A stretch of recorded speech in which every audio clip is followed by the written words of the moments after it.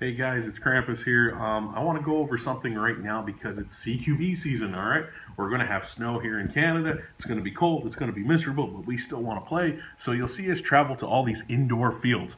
Now, right off the bat, that means having something with a smaller barrel system in it. That way you don't get trapped indoors. So we laid out a nice little plethora of indoor CQB guns. So I'm going to start with my least favorite and work my way up to being a favorite, all right?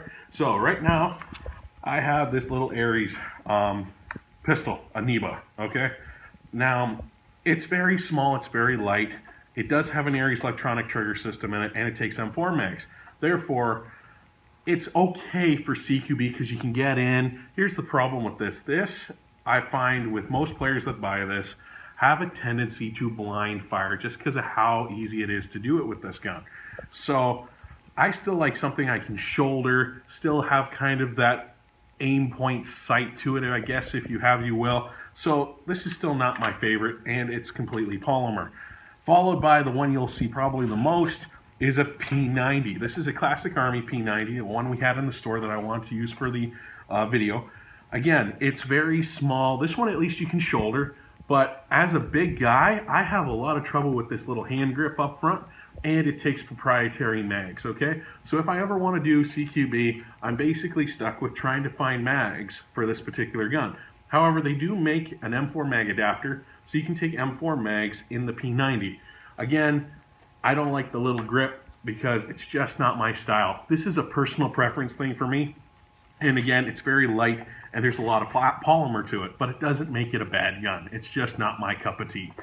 So now I'm moving up to my favorite three guns, which are right up here, all right? Now, this one, the only reason it's number 3 in my books, okay? It is a nice gun, great weight to it. It's a BFC MP5, all right? Again, I hit the button, I have a full metal stock.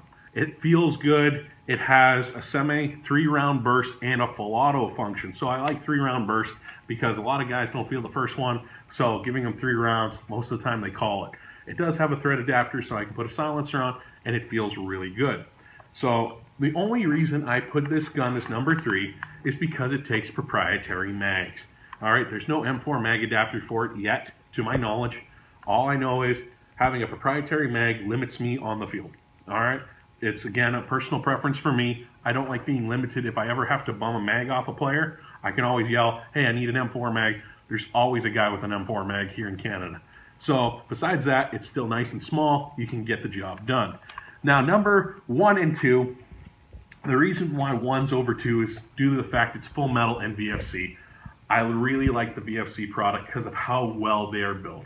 However, number 2 is an Ares, and again, it has a beautiful stock to it. It feels really good. And yes, this is an upper and lower polymer receiver, but I really like the electronic trigger unit. It comes with a small mag, has a nice little grip. Again, I can get into really good CQB areas with this thing. Now, I want to point out, it has an iron sight when it's laid down, pistol sights, okay? Now, you flip it up, there you go. You've got your AR sights. Now, I like that. It's a lot of function in a little piece, and again, it takes M4 mags, so I can bum these off anybody if I run out of ammo. And knowing me, I'm shooting a lot of rounds, I'm going to shoot a lot. So that's why I chose this for number 2, just because it's a polymer receiver. Again, it doesn't make it a bad gun. It just, I prefer metal if I'm going out, especially in colder weather. And now for my favorite. This is the VFC Stinger, all right? I love this little thing. And now, as you can see, I didn't have the PEC box on it, but it has, again, flip-up sights. It has a little tanker buttstock on it, which is actually really good. On a big guy, I look really silly with this thing until I get into a CQB and I'm going boom, boom, boom, boom, boom. Now, guys, look how small it is. I can get around those corners. I'm not blind firing. I can still have a clear sight. And yes, it is small. It kind of looks like a pistol on me, but it gets the job done. It's all metal, and you can't go wrong with it. You can upgrade this thing to the 9. You can turn it into an HPA. You can leave it as an AEG. Heck, if you talk to Colin, which is Tech Head, he'll throw a DSG in here and run it over the field limit of rate of fire. So we've got all those options in a little platform, and if we want to, yes, you can still run it one-handed. just in case you want to, just please don't blind fire in CQB. Nothing sucks better than getting a point blank when you're turning a corner this much. All right, guys, I want you to play fun this season. Have a great time because it's CQB season. Everybody's getting shot close quarters. Have fun, guys.